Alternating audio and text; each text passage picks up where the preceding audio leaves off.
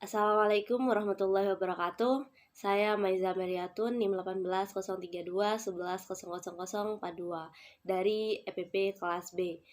Nah, di sini saya akan menjelaskan tentang analisis frontier produksi jagung di wilayah Madura dengan variabel independen yaitu benih, tenaga kerja, pupuk kandang, dan pupuk fosfat. Sedangkan untuk variabel dependennya yaitu produksi jagung dengan jumlah responden sebanyak 120 responden.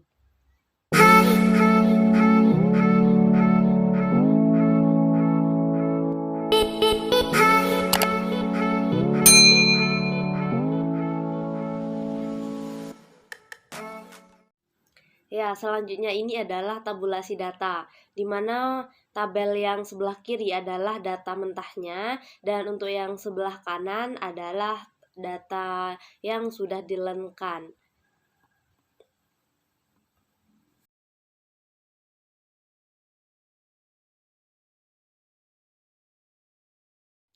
Ya, selanjutnya ini adalah langkah-langkah analisis, di mana yang pertama kita harus memasukkan data mentah kita ke dalam Microsoft Excel, di mana terdiri dari nama responden, jumlah produksi, input-input yang ada dalam data tersebut. Dan selanjutnya kita harus membuat folder baru untuk mengubah nama responden menjadi nomor, sehingga itu akan memudahkan kita nantinya. Dan juga kita harus mengubah jenis data dalam data tersebut. Dan selanjutnya kita harus mengubah data tersebut menjadi logaritma atau dilenkan, seperti itu. Dan data yang sudah dilenkan tersebut maka akan otomatis berubah menjadi 6 digit di belakang koma, 6 angka di belakang koma. Dan setelah itu maka dapat disimpan pada folder frontier dengan menggunakan extension ms.dos.txt. Dan data tersebut tersimpan dengan folder frontier tersebut diubah extensionnya dalam bentuk penamaan di belakang dengan menggunakan DTA. Dan setelah itu data diolah menggunakan file frontier.exe. Ya, selanjutnya ini adalah output, di mana output ini di sini kan sudah ada beta 0, beta 1, beta 2, beta 3, dan beta 4.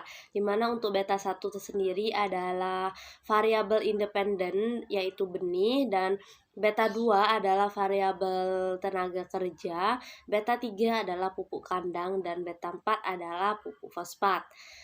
Hingga itu ada final of extension R-nya, ada beta 0, beta 1, beta 2, sampai beta 4. Serta juga ada gamanya di sana.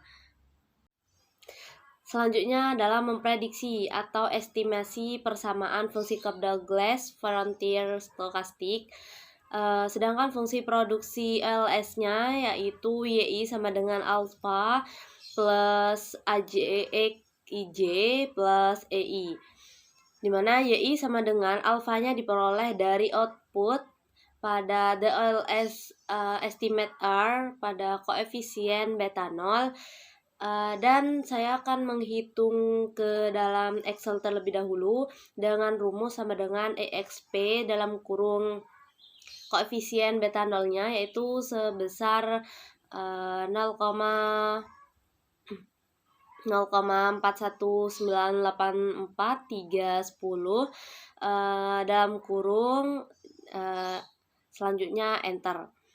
Maka didapat hasil sebesar 1,521723 plus 0,247B itu untuk variabel benihnya, ditambah 207 tenaga kerja, dikurangi 0,218 pupuk kandang, ditambah 0,427 pada pupuk fosfat plus EI. Sedangkan untuk fungsi produksi MLE-nya YI sama dengan alpha plus AJX IJ plus VI min UI. YI sama dengan 1735344 plus dalam kurung min 0,772 tutup kurung untuk benih plus 0,246 untuk tenaga kerja min 0,347 untuk pupuk fosfat plus 0,465.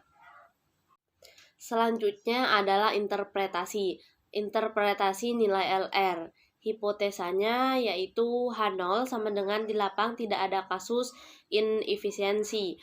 Dan untuk H1 sama dengan di lapang terdapat kasus inefisiensi.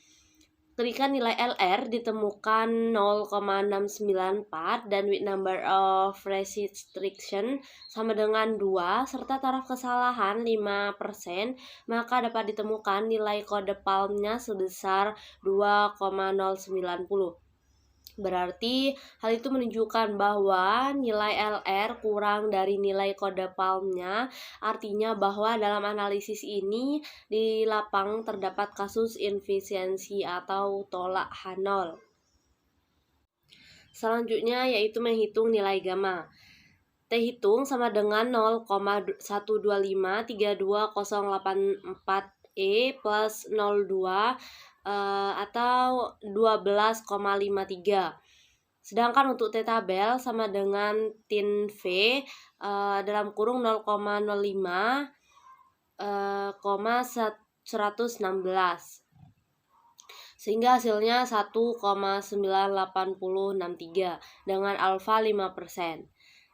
Dan untuk T hitung lebih besar T tabel dibagi 90,27%. Error term disebabkan karena inefisiensi teknis.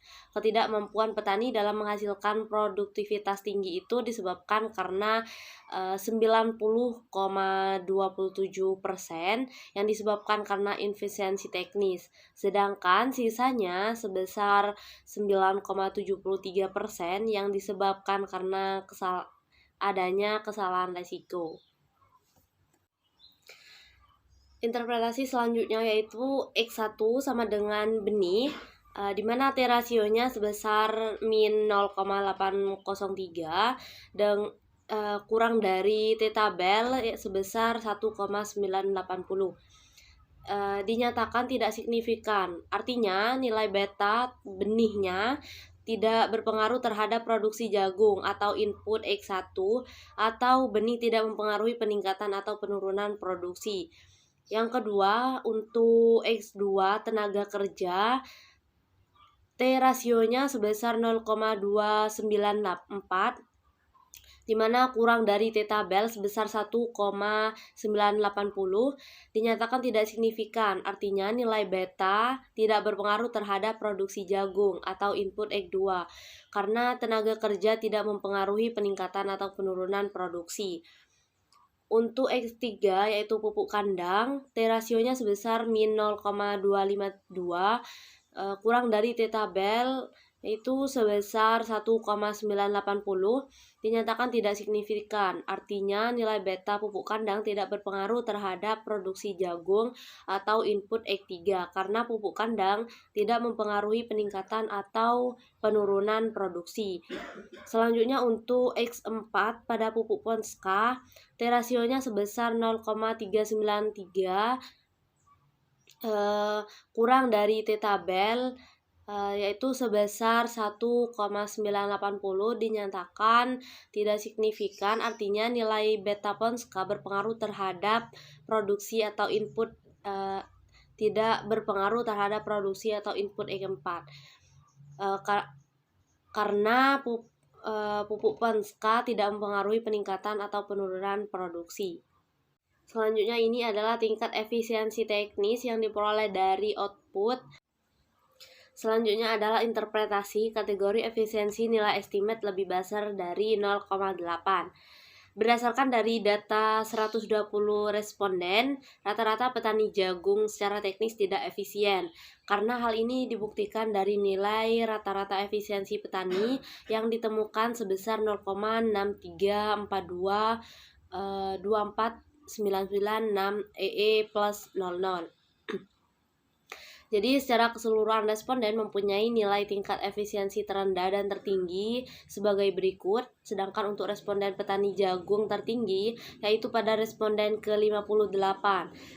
Nilai tingkat efisiensinya sebesar 0,86194930E plus 00, dimana artinya bahwa pada responden ke-58 secara teknis dinyatakan efisiensi. Hal ini dibuktikan bahwa nilai tingkat efisiensinya sebesar 0,86, lebih besar dari 0,8.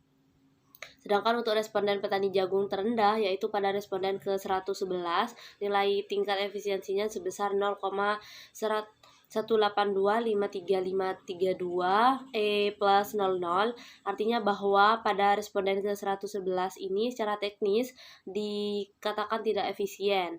Hal ini dibuktikan bahwa nilai tingkat efisiensinya sebesar 0,18 kurang dari 0,8. Sekian pemaparan dari saya, kurang lebihnya saya mohon maaf. Wabillahi taufiq wal hidayah. Wassalamualaikum warahmatullahi wabarakatuh.